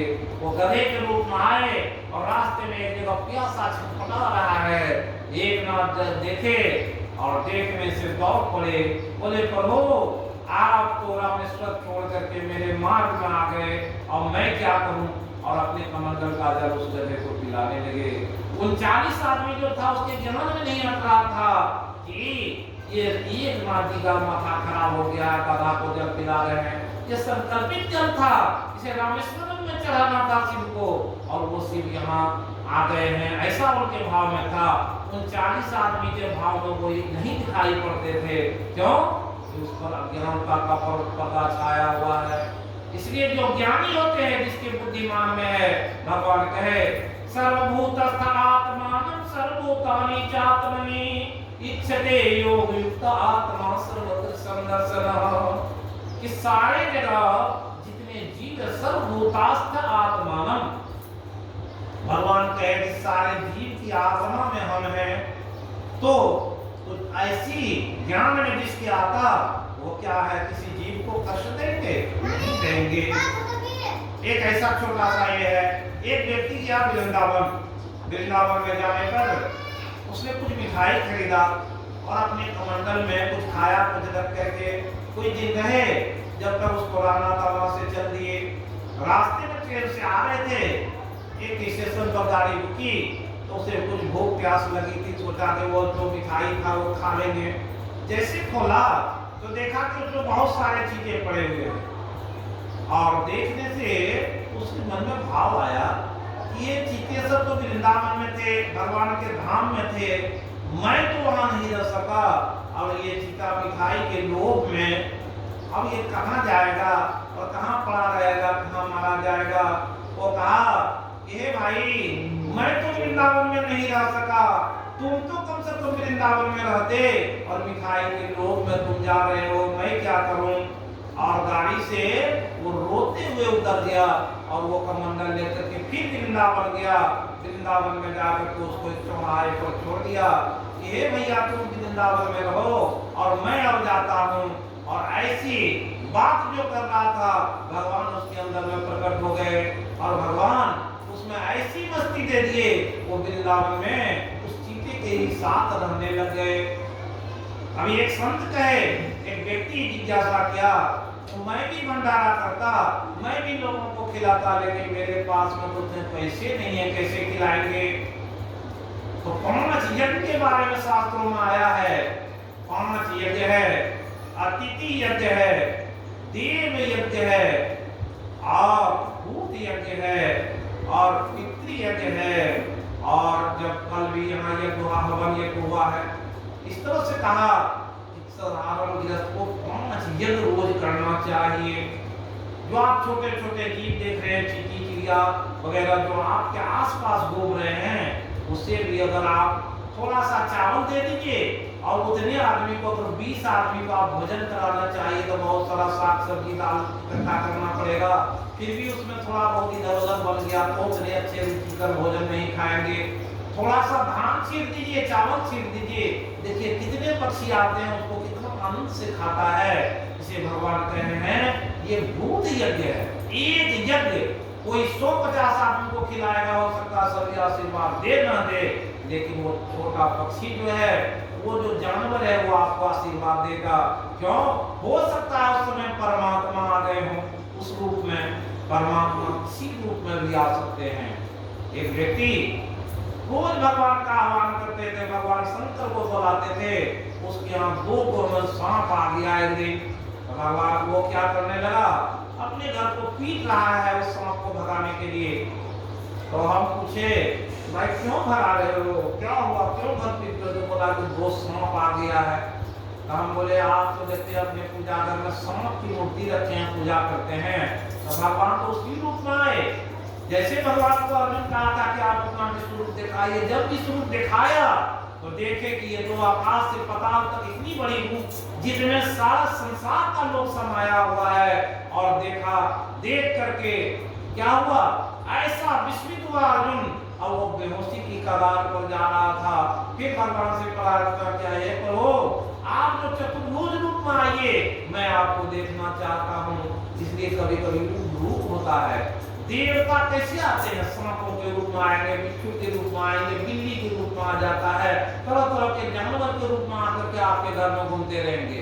और देखा आदमी तो सोचता है कि ये अनिष्ट कर देगा, उसको भगा देता है, उससे मार के भगा देता है। ये जब ज्ञान में रहेगा, हो सकता है कोई देवता आ गए होंगे हमारी रक्षा में। हम बोले कि भगवान तो स्वयं आपके घर में आ गए, लेकिन रोज आप शिव जी की ऐसे आह्वान करते हैं। शिव जी कौन है, शिव जी तो सब के रूप में आ गए। ऐसा जब कहे तो हम बोले कहाँ है घर में खोजो तो सांप को। अब खोजता है तो सांप नहीं है। जब सांप नहीं दिखाई पड़ा तो उसके बड़ा आश्चर्य हुआ कि क्या हुआ सांप। हम बोले भगवान तो आए थे दर्शन देने के लिए, लेकिन तुम अपने घर को पीटने लगे। इसी तरह से भगवान जो है वो भूत कहा, भूत यज्ञ है। जैसे अभी कल से हम लोग आए, बहुत सारे अतिथि आए, इसमें कौन भगवान के रूप में आए होंगे बैजनाथ को पता भी नहीं। तो वो क्या होता है, भगवान किस रूप में आएंगे, जिस रूप में आपको एलर्जी होगा, जिस रूप को आप देखना नहीं चाहते हैं, उसी रूप में भगवान आ जाएंगे, किसी भी गाड़ी के रूप में आ जाएंगे, तुम्हारे लाखों चेहरा गंदा रहेगा और आप उसे पहचान नहीं पाएंगे। नामदेव जी एक संत हुए, वो भगवान को स्वयं साक्षात सगुण रूप में देखना चाहते थे और कहा, हे भगवान, भगवान कृष्ण से उनकी वार्ता होती थी, क्योंकि उसे ऐसा वरदान प्राप्त हो गया था भगवान से बहुत बचपन में ही, क्योंकि उसके पिताजी चले गए थे मेहमानी और वो कहा कि भगवान को दूध भोग लगा देना। उसके पास में एक लड्डू गोपाल का मूर्ति था, उसे दूध पिलाना था और दूध पिलाने के लिए जब भगवान के पास में गए, वो 8-10 साल के बच्चे थे नामदेव जी, दूध दे रहे थे, वो पी नहीं रहा था। उसकी तरह तरह से खुशामद की, उन्होंने विनय किए, हे प्रभु क्या कमी है हम बालक में कि हम जो दूध लाए वो आप नहीं पी रहे हैं। और जब सब कुछ करके थक गया, इस सोचा कि हम अपना माथा खपूज लेंगे यहीं पर। जब माथा पटकने के दिया तो भगवान सोचे बच्चे को क्यों परेशान करें, प्रकट होकर के दूध पीने लगे। तो दूध थोड़ा दिया था, जैसे दूध पिया था नामदेव सोचे कि थोड़ा सा बचना चाहिए, नहीं बचाया तो और दूध था वो पिला दिया, और दूध था पिला दिया, दूध सारा पी गए। दूसरे दिन नामदेव जी सोचे कि ये तो आधा केजी 1 केजी से आज चलो 2 केजी लाते हैं, 2 केजी भी पी गए, उनका हिस्सा नहीं छोड़ रहे थे। तो भगवान से बोले कि प्रभु जो भी प्रसाद हम देते हैं आप तो मेरे लिए भी थोड़ा नहीं छोड़ते हैं। तो भगवान ऐसे खुश हुए, उनको गोद में उठा लिए और दोनों मिल करके दूध को पिए। उसी दिन से भगवान से उनकी वार्ता होने लगी थी और वो नामदेव जी जाते हैं, मैं आपको सगुण रूप में देखना चाहता हूँ। तो भगवान जब आए तो ऐसे विभत्स रूप में थे, देख करके उससे नाक मुंह छोड़ लिया, बोला कि भागो यहाँ से, और उससे भगा दिया। तो फिर गए उस मंदिर में, बोले प्रभु आपका दर्शन नहीं कर पाए। बोले हम तो गया था, मैं गया लेकिन तो पहचान नहीं पाए। तो दूसरे दिन बोले अच्छा ठीक है बताओ कैसे आएंगे। तो बोला रुक्मिणी जी को साथ में लेते आइएगा। तो रुक्मिणी जी को साथ में भगवान लेकर आए। तो क्या किया, एक बैलगाड़ी से आए और उस बैलगाड़ी पर क्या किए, उसमें एक भैंसा जुटा हुआ था और रुक्मिणी जी चला रही थी, उस पर 2 ईंटा, एक बर्तन हांडी छोटा सा रखा हुआ था, एक मुर्गी रखी हुई और भगवान जो है आगे आगे लाठी लेकर के चल रहे थे और रुक्मिणी जी गाड़ी चला रही थी। और रुक्मिणी जी का वस्त्र जो है इतना फटा हुआ था और ऐसे व्यवस्था अवस्था में थी कि सालों भर से लगता था नहीं नहाए हैं। भगवान जो अपने पगड़ी बांधे हुए थे, इतना गंदा था, जो कपड़ा पहने थे फटे चिटे एकदम मैले, और उस रूप में आए। ये बहुत सजा के रखते थे कि आज रुक्मिणी जी और भगवान कृष्ण आएंगे। और वहां आए कौन, ऐसे विभत्स रूप में भगवान पहुंचे और वहां गाड़ी लगा रहे थे। तो नामदेव जी उस पर निकले, यहाँ से भागो उधर जाओ, यहाँ भगवान स्वयं आने वाले हैं। रुक्मिणी जी बोली कोई आने वाले हैं, मैं यहीं पर रोज खाना बनाती हूँ और यहीं बनाएंगे अब खाना। कोई ईटा उतार कर रख दी और जबरदस्ती। तो देखा कि ये बड़ा उग्र रूप में महिला है, वो सब स्वभाव के थे, लड़ना नहीं चाहे, बैठ गए, जब भगवान आएंगे तो देखा जाएगा। और हंडी को रख दिया और वो जो मुर्गी था उसको तुरंत काट के उसमें रखी और फिर पूछी कि प्राणनाथ ये इससे क्या होगा। तो बोला कि जो भैंसा जो लाया था, बोला उसको भी काट के रोक। भैंसा काट के रखा तो आधा ही हंडी हुआ। फिर क्या, तो बोले कि अभी तो आधा ही हंडी हुआ, वो हंडी पूरा नहीं भरा है। नामदेव देख रहा था लेकिन विवेक का अभाव हुआ कि जिसमें भैंसा जिस हंडी छोटे से हंडी में समाने वाला काम हो गया है, वो आखिर कौन देवता है, उसके बुद्धि में नहीं समझ में आया। फिर पूछा तो वो बोले ये मोटा जो आदमी बैठा हुआ है उसे काट के रख दो। तो नामदेव देखा जैसे रुक्मिणी जी उधर बढ़ी तो वो भागा वहां से और भाग करके उस मंदिर में चला गया जिस मंदिर में भगवान से बातचीत हो रही थी। वहां दौड़े दौड़े जब पहुंचे तो भगवान रुक्मिणी जी से बात कर रहे थे कि देखो नामदेव आज भी चूक गया। तो क्या हुआ, नामदेव जी चूक गए। भगवान तुलसीदास जी जब भगवान राम को साक्षात देखना चाहते थे, हनुमान जी से कहे तो हनुमान जी बोले कि आज राम लक्ष्मण से भेंट होगी। जब राम लक्ष्मण दिखाई पड़ा तो देखा कि वो जिस वेश में थे, धनुष लिए हुए थे, तो सोचा कि ये लगता है कोई सौताल भील होगा, जंगली वगैरह होगा। और भगवान को प्रणाम नहीं किए, चलते बने। फिर हनुमान जी से कहा, हनुमान जी कहे इस बार मैं भी रहूंगा, सीता राम लक्ष्मण और मैं सब लोग दर्शन देंगे आपको। तुलसीदास जी जा रहे थे, देखा कि राम लीला हो रहा है और वहां भगवान स्वयं सीता जी के साथ लक्ष्मण जी हैं और हनुमान जी उनके चरण स्थित बैठे हुए हैं और वहां रामलीला चल रहा है। तुलसीदास जी देखे ये तो रामलीला हो रहा है। दर्शन तो हुआ, लेकिन जैसा दर्शन करना चाहिए नहीं कर पाए। और दूसरे तरफ देखते हैं, फिर इधर मुड़ के देखते हैं रामलीला समाप्त हो गया। तो बड़ी अफसोस करने लगे कि भगवान तो साक्षात दिखाई पड़े थे, लेकिन मेरी बुद्धि में नहीं बात आती, इसलिए जन्म जन्म मुनि जतन कराही, अंत राम मुख आवत नहीं। ये बात आई, तुलसीदास जी लिखी कि जन्म जन्म कोई जतन करता है, लेकिन जब मरण काल आता है उस समय में क्या होता है, वो भगवान का नाम लेने से चूक जाता। क्या करता, वो अपनी पत्नी को बुलाने लगता, तो पत्नी को बुलाने लगता। लिखे अष्टावक्र जी महाराज जो जनक के गुरु थे, और सुखदेव जी महाराज लिखे हैं कि वो पत्नी का दर्शन उस समय में करता है। यम यम वापि स्मरण भावं ते जनते कलेवरम तम तमे वेति कौनते सदा तद्भाव भावित। अंत काल में जो जैसी भावना लेकर के मरता है वैसा हो जाता। इसलिए स्त्री को देखता, स्त्री में प्रेम रहता है, तो मरने के बाद उसे स्त्री जोनी में जाना पड़ता। जो स्त्री मरण काल में अपने पति की चिंता में रहती है, पति को खोजने लगती है, कहाँ है नहीं है, अब उसकी चिंता में अगर शरीर ज्यादा तो वो पुरुष हो जाती है।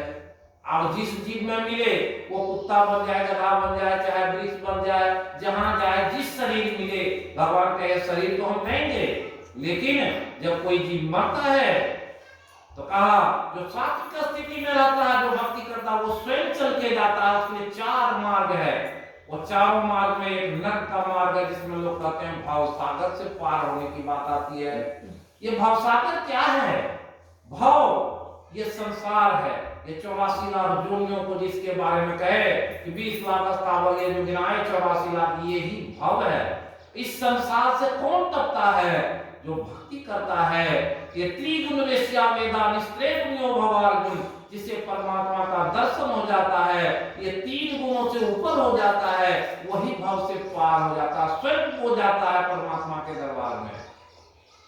जिसे यमदूत ले जाते, वहां जाने पर वो क्या आता, रोता चिल्लाता है, वो कहता है हमें उसी घर में भेज दीजिए जहां से हम आए हैं, हमारे बच्चे भूखे हैं, हमारा ये है, हमारा वैसा घर छूट गया है। तो जो जैसा घर में रहता उसकी आसक्ति लगी रहती है, उस घर में उसे वहां भेजता है। अगर भक्ति नहीं किया तो किस जीव में उसकी जोनी बदलेगी?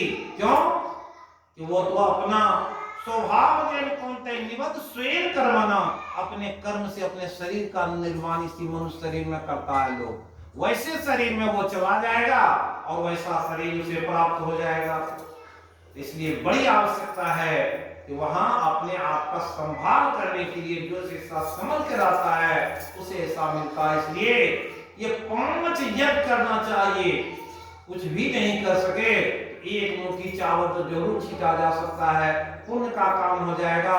अब कोई व्यक्ति आवे तो उसे अगर खिला दिए तो हो सकता है एक दिन परमात्मा आपके यहाँ आ जाएगा, वो खा लेंगे।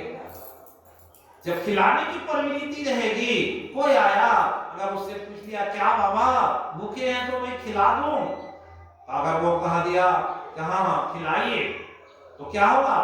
आप उस आदमी को खिला दिए, हो सकता है परमात्मा ही अभी आपकी परीक्षा लेने आए हो, तो आप परमात्मा को भोजन करा देंगे। लेकिन क्या हुआ, बहुत सारे ऐसे उपाख्यान है जहां स्वयं परमात्मा आए और उसे वो नहीं खिला सका। क्यों कि दोनों पति पत्नी में लड़ाई कर लिया और उसको नहीं खिला सका। बहुत सारे ऐसे हैं, समय रहता तो बताते, लेकिन क्या है, इसलिए 5 यज्ञ। और जो सदग्रंथ को पढ़ता है वो देवताओं का यज्ञ है, जो ध्यान करता है वो देव यज्ञ है, ऋषि यज्ञ है। ऐसे यज्ञ को करना चाहिए। कोई अतिथि आ गया उसको देख करके मुंह नहीं सिकोड़ना चाहिए, गरीब रहे कि अमीर रहे। क्यों कि भगवान तो आएंगे, वैसी अवस्था में आएंगे। आज भगवान जो है जैसे बैजनाथ को आज के दिन में क्या है, बहुत सुंदर घर बनाए। अगर कोई व्यक्ति आएगा, कोई गरीब कुटुंब होगा, उसका टूटा हुआ चप्पल रहेगा, अगर आ जाए और उसके पैर में वहां पैर धोया, घर में प्रवेश करेगा तो क्या होगा, जिधर जिधर पैर डालेगा तो क्या होगा, ये जो फर्श पर उसका चिन्ह पड़ते जाएगा। तो ये क्या कहेंगे कि चप्पल को बाहर में खोल दीजिए, या पैर को बढ़िया से साफ कर लीजिए। स्वाभाविक है ये, तो स्वाभाविक रूप में कहेंगे। और कोई अगर गंगा में तो मैला को चला रहेगा तो आप सोचेगा कि ये तो बड़ा, हम अपना चादर बढ़िया बिछाए हैं, इस पर इसको बैठाएंगे तो गंदा हो जाएगा।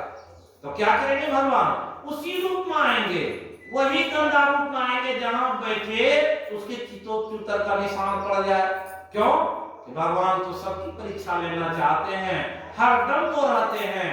क्या इसलिए कहा, पर हरि व्यापक सर्वत्र समाना, प्रेम से होई प्रगट ये मैं जाना, देश काल विदेशों माही, कहो कहां जो प्रभु नहीं। कौन ऐसा जगह नहीं है जहां परमात्मा निवास नहीं करते, और किस रूप में निवास नहीं करते। तो ऐसी जिसकी प्रवृत्ति बन जाती है, स्वाभाविक प्रवृत्ति बन जाती है, परमात्मा उसके घर में निवास करने लग जाते। और आज के दिन में आप ये देख रहे हैं, यहाँ पर सभी परिवार का मैं आज के दिन में ये कहना चाहता, 40 साल हो गया, 41वां साल मेरी शादी को चल रहा है।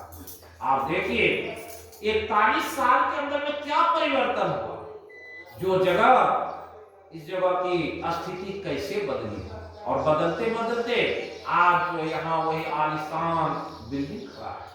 ये कैसे होता है, जब आदमी के अंदर में स्वाभाविक परिवर्तन की जिज्ञासा रहती है, परमात्मा से कुछ चाहते हैं, परमात्मा खुश हो जाते हैं, वो देना चाहते हैं। किसको देना चाहते हैं, स्वयं उसकी तैयारी करके रखते हैं। जैसे कोई व्यक्ति किसी के यहाँ जाने वाला होता है तो उसकी यहाँ तैयारी हो जाती है।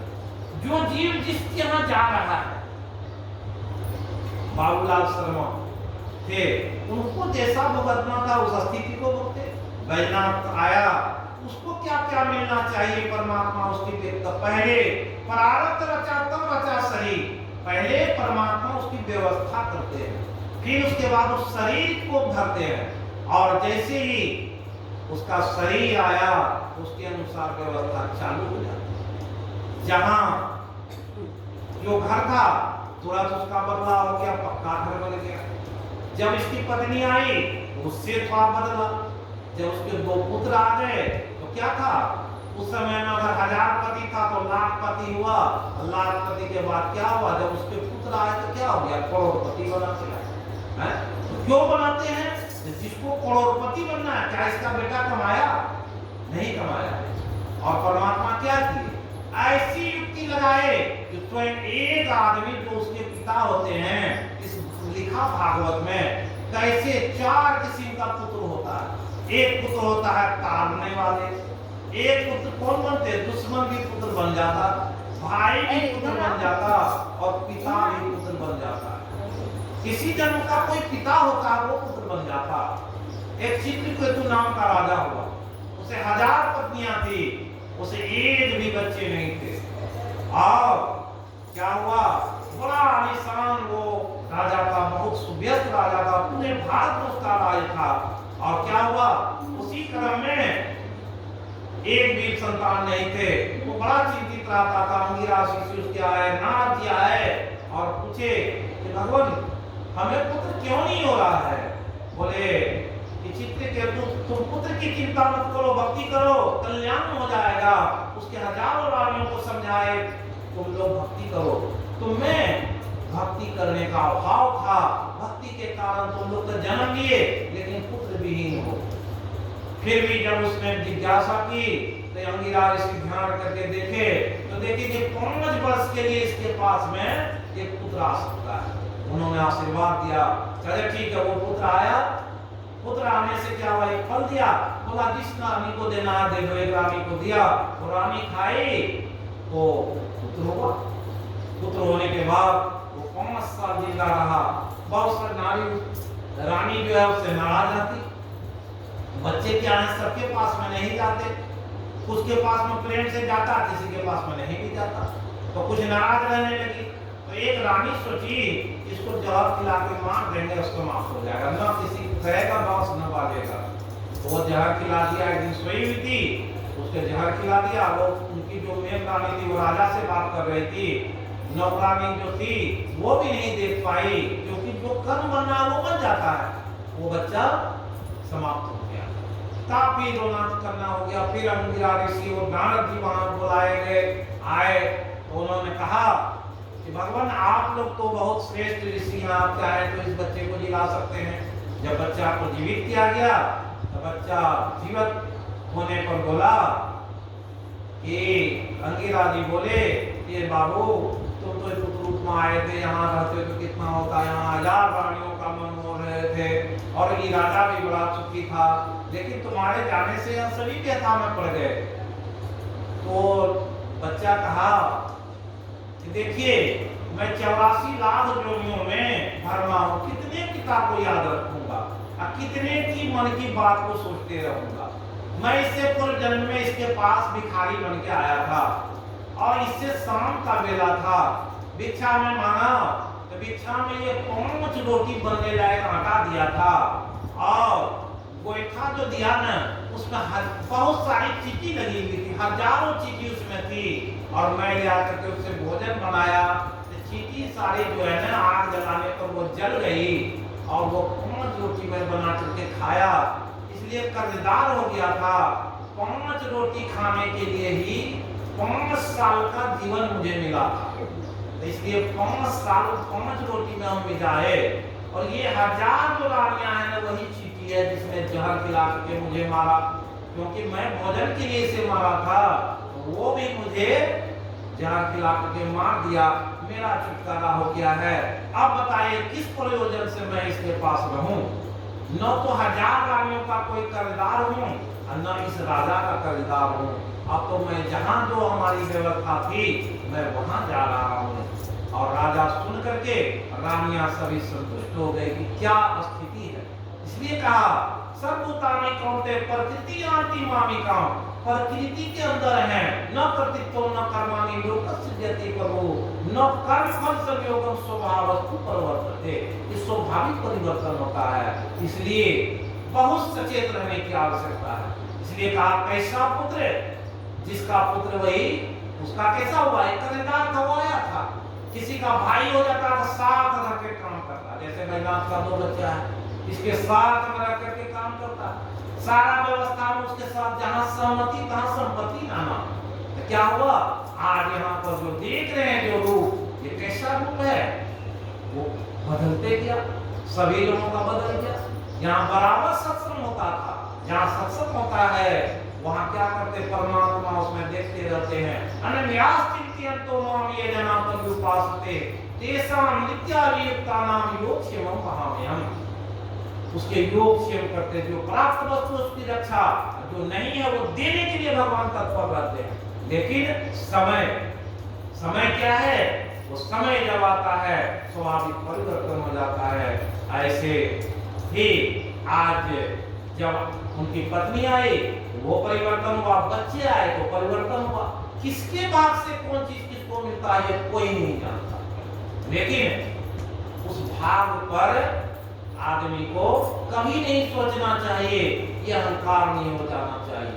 इसलिए कहा कि जो व्यक्ति इसमें जो जितना मिलता है उसमें संतुष्ट आता है, परमात्मा उसी के पास में रहता है। इसलिए ये 5 यज्ञ जो करेंगे, जो अतिथि का सत्कार करेंगे, भूखे को भोजन देंगे, ये जो जीव है उसको भोजन देंगे और अपने धर्म में लगे रहेंगे, उसका कहीं बिगड़ता नहीं है, कुछ हरास नहीं होता है। इसलिए आज के दिन में जो सत्संग का फल है वो सोचिए, इस पृथ्वी पर सत्संग कितना हुआ। जब हमारे ससुर जी थे तो कितना सत्संग था, जो भी साधु आते थे यहाँ ठहरते, उनका भोजन होता। और इनकी माता जी एक साध्वी आई तो उनकी सेवा में लगी, कैसी सेवा। और जब हम आए तो देखे तो हम उस साधु से कहे कि आप इसकी सेवा ले रहे हैं, ये तो स्वयं सेवा के योग्य है, और उनकी सेवा किया, वो लोग का आशीर्वाद का परिणाम है। इसलिए क्या होता है, इस